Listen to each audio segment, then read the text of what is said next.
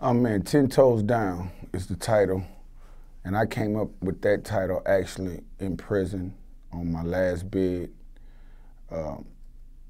I actually left in the middle of, well, I actually left a week before my project 10 Bodies was set to drop. So I actually was in prison when that project came out and wasn't able to promote the project the way I wanted to. So, you know, the time I was in prison, I kept thinking, you know, what am I gonna do when I touch down, you know what I'm saying, to kind of pick up from where I left off at. And, you know, I was sitting on my bunk one day, I'm like, you know what, can't wait till I'm 10 toes down in these streets again. And you know what, that's it, 10 toes down. Because, you know, the whole 10 toes, well, the whole 10 aspect is based off of a Tennessee mixtape series that I came up with. And it's about doing 10 mixtapes. Well, it was based on doing 10 mixtapes in 10 months with 10 songs. 10 Toes Down is the 5th one. The first project I released was 10 Bullets. Then I did 10 Bricks, 10 Pints, 10 Bodies, and now 10 Toes Down. So we got 5 of the 10 already in the streets right now. If you want to go check them out, you can go to iTunes immediately, or any other sites out there that's where you can buy music at. Young Buck will be in the building. The artwork, man, I had a couple different ideas of the artwork. Basically, I wanted to, I haven't really released a lot of projects where I'm on the cover. So my first idea was I wanted to have, you know, almost like 10 toes sticking up from going in a morgue type of thing with the toe tag, which I did put that image out there.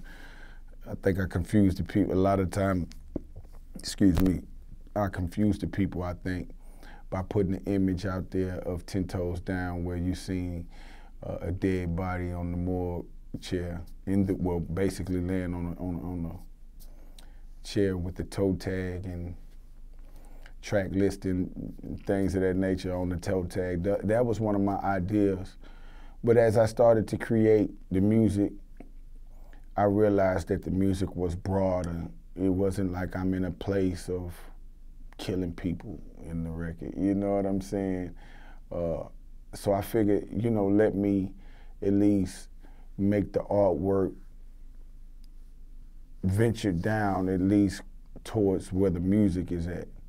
And if you catch the artwork, which is 10 Toes Down, it's basically just me sitting there, getting myself together and thinking about my next move, like right now.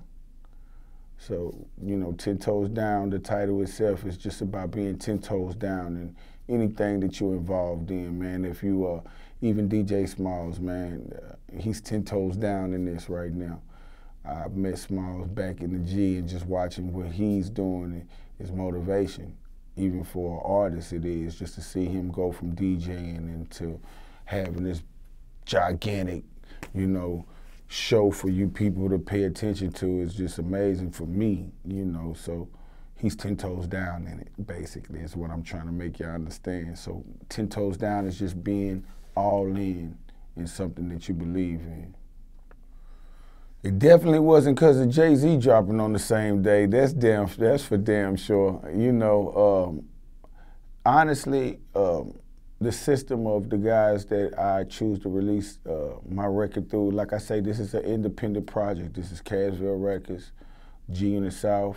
I am G Unit South. Cashville Records is my label. And, you know, like I say, there's no big parenting label machine behind what I'm doing. Everything is really, truly independent. So, like I say, I wanted to create this thing where I dropped the mixtape every 30 days. That was the plan. But the music is very good. You know, I make very quality music, so I'm realizing that almost the 30-day thing is kind of iffy, I should say.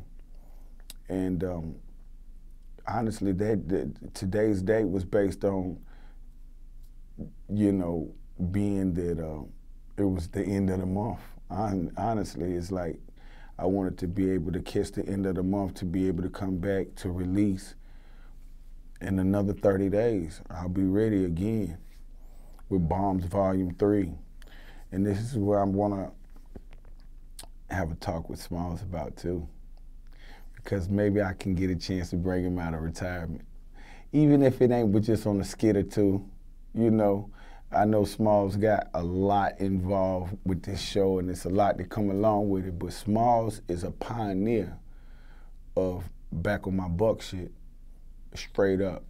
And I owe a lot of my career to DJ Smallz, because in my times of going through some of the worst times in my life, it's individuals like Smallz that was there genuinely and neutral to anything, and just being an honest fan of the music and of myself too. He chose to really push, and my Back on My Buck Shit Volume 1s and Volume 2s, you know, they was definitely dealt with through DJ Smallz. So to go into Volume 3, me and Drummer Boy has been working. Actually, when I leave here, I gotta get right back to the studio with him. But we've been working on Volume 3, and I just think that'll be something that the fans, the real true fans that know DJ Smallz history with Young Buck in the volumes of Back on My Buck Shits, that'll be exciting for him. Y'all might gotta help me get him out of retirement now, though. He's getting too much money over here now, y'all. Well, in the beginning of making this record,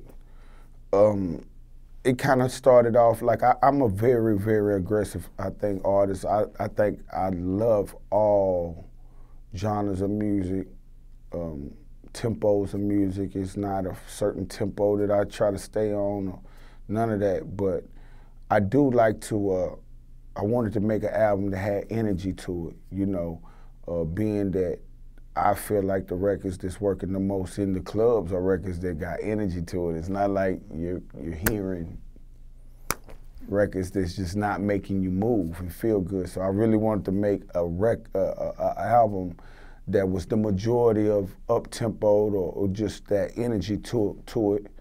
And in the beginning, as I started to make the album, I started to realize that it had that up-tempo flow, but it didn't feel like it was going that same up-tempo all the way through the record.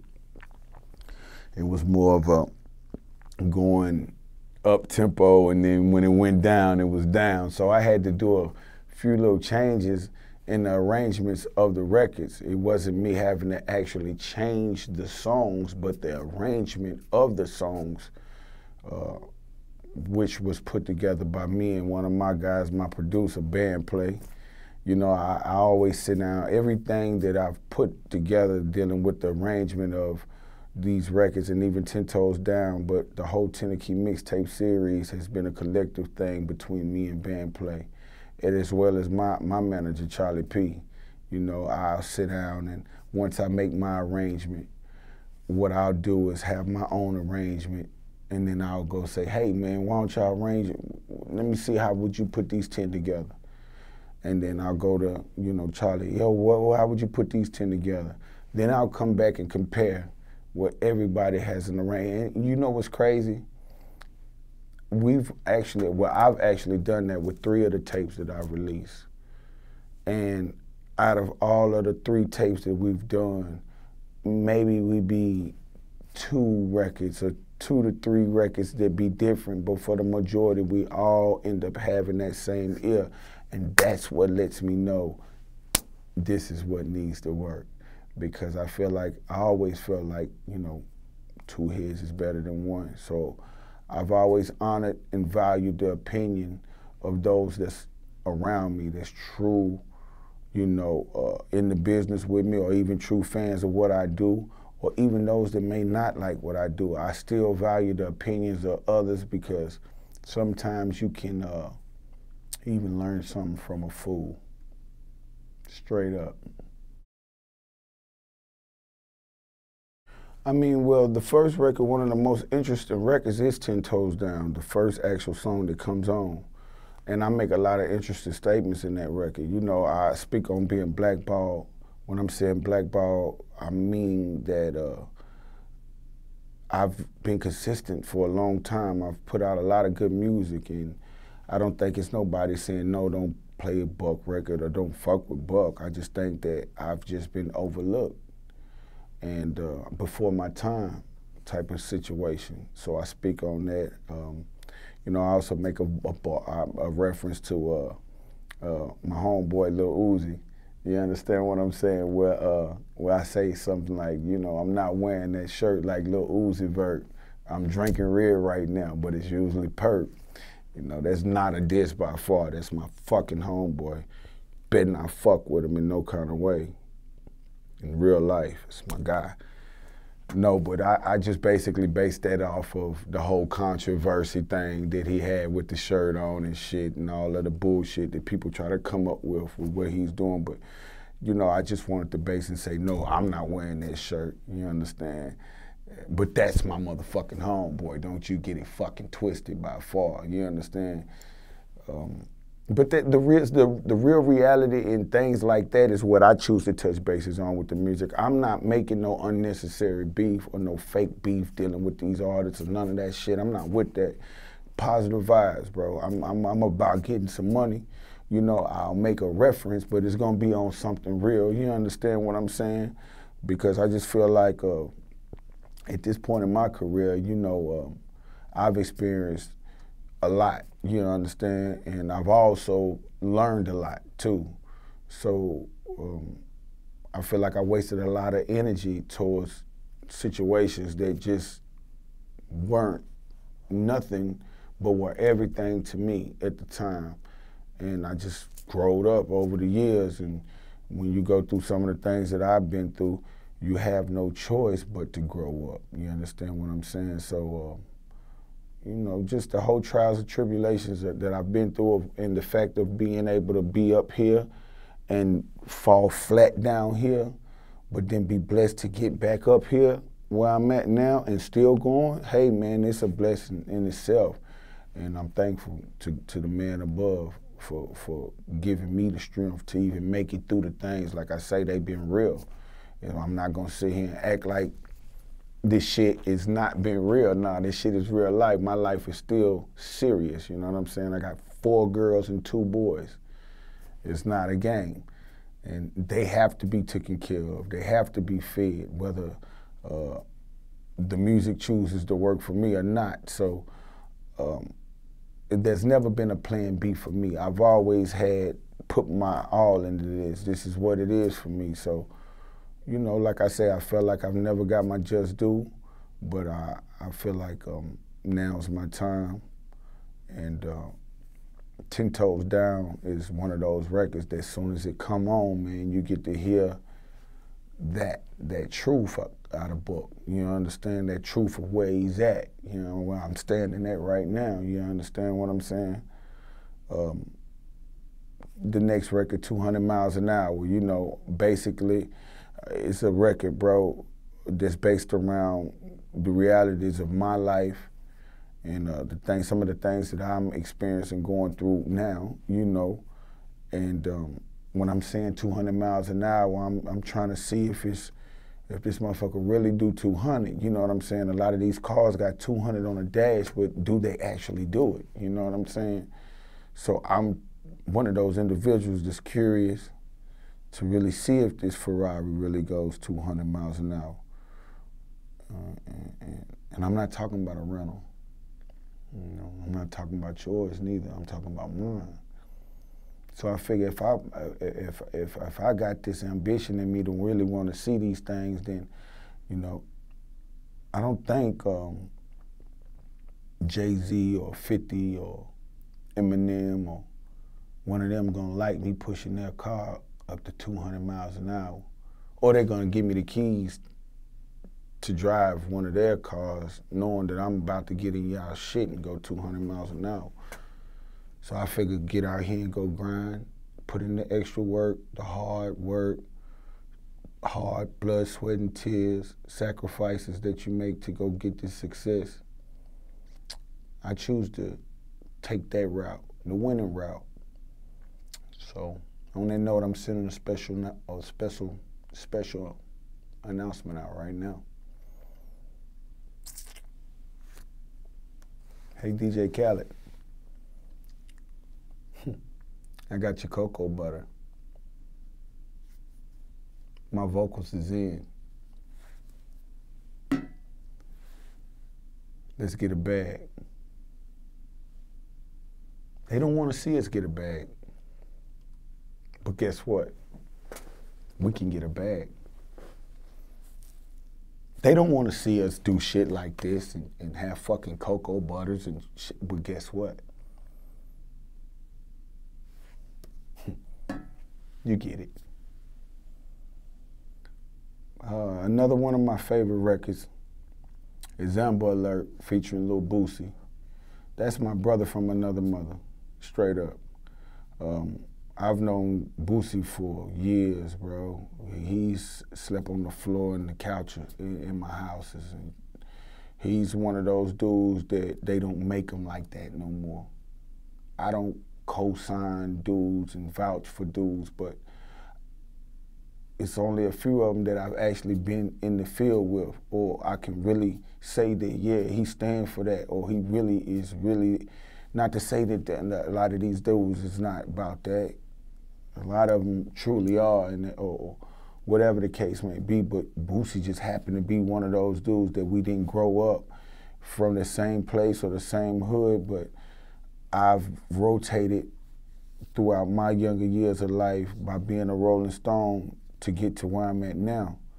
So, you know, I experienced life in Louisiana in a real way. And, you know, I've known Boosie. His name always rung bells from a street aspect throughout Baton Rouge. And me being from Cashville, I was one of those dudes whose names rung bells and still do throughout, you know, New Orleans. And just my affiliation with, you know, Cash Money growing up and things of that nature, or just by running through that Magnolia Project in real life at a young age, you know, putting in work, you know. Rest in peace to Soulja Slim, man. And free my nigga BG ASAP, that part. Another record is She and Her Feelings, bro. I think that's one of the biggest records that's gonna actually be played on this 10 Toes Down record. It's so real, it's a universal record. You know, the women, I feel like they want to hear the truth from the men. They sick of being lied to. They sick of you telling them, baby, I love you, I love you, I love you, knowing deep down inside you don't. They just want to be given the real, like we want to be, you understand, given the real. The women want the same thing. So when I make those type of records, you know, She and Her Feelings is almost a Shorty Wanna Ride feel, where it's a universal record where the brothers is understanding it because it's so real. It's us speaking, it's me, you understand? We speaking, I'm speaking for us to the ladies, and it's all the reality of being in a relationship or being involved with somebody that you got feelings for, and doing something whether she don't like it or she doing something that you don't like, and you get her back. And then She and Her Feelings, you know, it's just a different aspect, but I based that record off of the reality of real relationships and the things that people go through, period, no matter what nationality, color you are, you know. So I just think that's a universal record that the people really gonna gravitate to, male and female, young and old. It's one of those records, as well as relationships. It's a record that's a little more personal to me. I go in depth about, you know, some of my outlooks of dealing with my children and their mothers. You know, I'm one of the first to sit here, I honestly can say, especially rap artists, that can sit here and say that, hey, I haven't been the best father to my children. Everybody plays this role as they these great dads, and shout out to the ones that are the best dads, because I'm on my way and I'm getting there, but I can honestly say I haven't been. You know, I had a lot of my children in the midst of my success. I don't have nothing to blame it on, but I can honestly say I just haven't been the best father. I choose to be the best father now. You understand what I'm saying? And when you are an individual that haven't been the best, but now you're making this change, sometimes people feel like you have something to prove to them, and I'm one of them individuals that's like, no, I ain't got shit to prove to you. If anything, I got something to prove to myself and to my children. You understand that this is what a real father is. So for me, it's just about, you know, accepting my responsibilities, accepting my wrongs, as well as I accept my rights, but correcting my wrongs as much as I can. I'm not perfect, but at the end of the day, I choose to put more positive in my children's life, of course, than any negative. So I've been blessed to have, like I say, 4 beautiful girls and 2 growing boys, you know what I'm saying?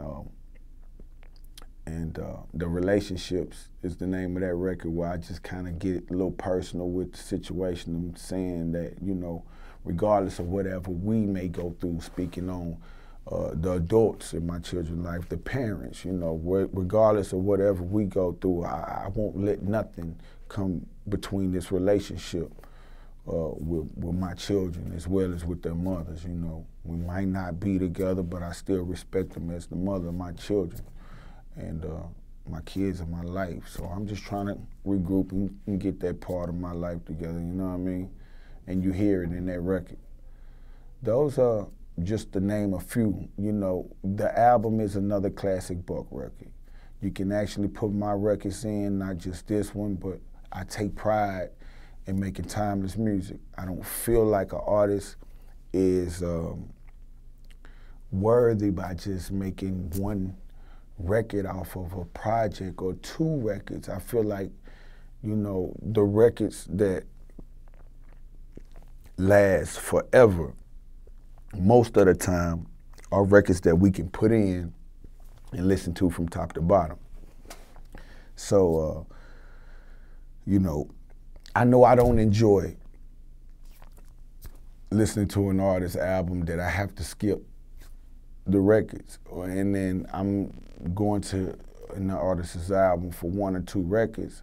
It's just not me. I'm not like that. I like to, if I'm off into an artist, I really want to hear something. So I really personally try to take that. I take that personal and really try to create projects that's gonna be here forever, where you can go back 10 years later and say, man, damn, bro, you know, this shit is still bumping. And that's what I've found out about my time, about myself, that I'm ahead of my time. I learn it more and more every day. Just like the other day, man, I turned on the Instagram and seen Kodak Black rapping word for word a record that I've recorded 6, 7 years ago. And I mean, 300, 400,000 views on this thing, and this young dude here is rocking word for word. It's a record that I never even put out and got to actually give to the streets, but it was something that was released. But like I say, it was so relevant. Everything that I'm saying in the record is so relevant that you go into the comments and everybody's like, damn, is that on 10 Toes Down? And I'm like, damn, do these people know this been out 6 or 7 years ago? So I have to understand where I stand at. And I'm aware of that I'm ahead of my time, but are you? You understand what I'm saying? And, you know, I don't want to sound crazy, but I know where I'm headed now. You know what I'm saying? I'm headed to the top. I'm the motherfucker. You understand what I'm saying? I'm headed to actually become what I've always wanted to be. And that's fucking #1 with this shit. but I've paid my dues, and I've remained humble and gonna remain humble. So I understand where I'm going now, and all of the things that I've went through in the past, I realize now were only things to groom me to get me to this place where I'm at now. So I can sit in front of this camera and talk to you comfortably, giving you my story, giving you my truth, knowing my direction, knowing the way you taking it, because it's only one way to take it. It's real. You have no way other than to take what you're getting from me right now, but to just digest it and say, damn, that's some real ass shit, or damn, we ain't seen nothing like this since, you know. So for me, I understand myself, I understand what you're looking at. I'm excited off of me. I ain't excited off of nobody else at this point. I'm excited off of myself. Yeah, I'm my own high right now, straight up. I'm rolling me up in the blunt and smoking that shit, straight up. So, you know, I'm really out here pushing with all respect to everybody in the rap game and in all genres of music. It's just that I feel like I've done so much and been given so many opportunities and blessed to take advantage of a lot of them. But it's so much more for me to do. And I don't want to be shortcutted off of the things that I've already, and the goals that I've already accomplished. I don't want to be shortcutted and look to say, hey, they already done that. No shit, yeah, you're right. But it's a whole lot more that I haven't done. It's a whole lot more money that I ain't got yet. You understand what I'm saying? And I'm going to get it now. You understand? So that's the difference of me and a lot of the guys that's just not here, that was here, Smallz, years ago. No longer relevant, you know. That's the blessing of this whole music game for me right now, is that to still be relevant is the biggest blessing that I've received in my eyes. That's why I see guys like Raekwon and Scarface when I run into them and shit like that, man. The first thing I say to them, man, how the fuck y'all do it? How the fuck you do it? What you talking about, Buck, man? To stay relevant, bro. Oh, man. Just gotta be yourself, do you. They see it, they know it's real. And that's what I've always done, so I feel like, shit, you know what, you're absolutely right, because goddamn it, that's what I've been doing. So I've had the blessing of running into the greats that we love that's still here. And I ask these dudes, man, how y'all do it? And they say the same thing that I'm doing is what they've done. So, hey, I think I'm on the right track, you know? Straight up. Well, one of the interesting facts of this record is that the first record that I released off of the project titled The Bag Way, featuring MoneyBagg Yo, was a record that I had up until the day that the streets heard. Like, basically, I had already had this record. I was debating on whether I'm gonna go forward without having a feature on this record. I was blessed to run into Fendi, man, from New York. Shout out to Fendi, man, the manager of Jada and Fab. And I was at the party tour with Chris. Shout out to Chris Brown. Chris hit me up like, yo, bro, I need you to come out. I'm like, okay, cool. He was in Cashville in the city, so it's like, all right. When I was there, I ended up running into Fendi, bro. It's a good friend of mine for years. He's always been real supportive of my career and really, really felt like, hey, man, your time is coming. You ain't got your just due yet, but you just need to stay pushing.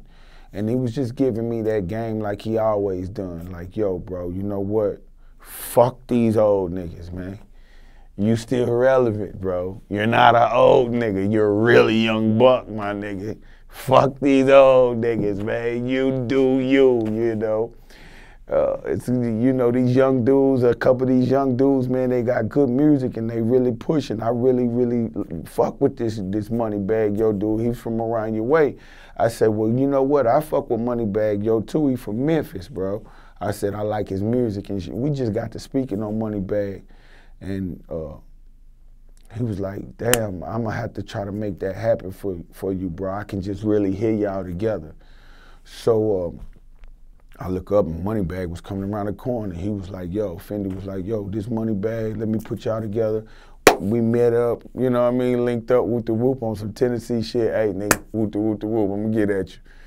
And next day, you know what I'm saying, I'm like, I got this record, bro, because it was like, let me follow up with what Fendi was saying. You know what I'm saying? This dude here has always gave me real game, and all the game he's gave me has always been real. So I'm like, let me follow up. And shit, I stressed out to MoneyBagg. He like, send me the record. He had sent me back the emojis, like, this shit's crazy. You know what I'm saying? And he jumped on the record. So what I'm saying is this: I learned to never consider an album done until it's turned in, because that record came about the last actual record that was done on 10 Toes Down, but the first actual record to be released off of 10 Toes Down. So, you know, never consider a project done until that motherfucker is turned in and out of your hands. So, like I say, that's one of the stories that people probably wouldn't have caught, to know that that was just a record that was put together last minute. Shout out to Fendi and shout out to MoneyBagg, yo. And this shit is growing, bro. Like I say, bro, my shit just released today. And I looked up, bro, I was number 14 on iTunes in a few hours. Same day as Jay-Z dropped. So I'm like, oh shit, you know what I'm saying? Somebody's paying attention. So for me, like I say, everything's independent. You know, I'm in a situation where I chose to put this project out myself, get my feet wet in the game, as well as breaking my label, Cashville Records, as I've been doing. Everything that I've released with this 10 Toes, with this 10 Key mixtape series, is done through me, strictly independent, Cashville Records. So, you know, it's just about me giving the fans, feeding the fans with a consistent flow of quality street music and quality music, period. But it's also about me gearing the fans up for a real solid Young Buck project, whether it will be released through G-Unit Records or some other major label, or whatever the case may be. I figured, let me go ahead and feed these fans enough projects while I bake this cake over here that I'm baking. Shout out to everybody that's paying attention.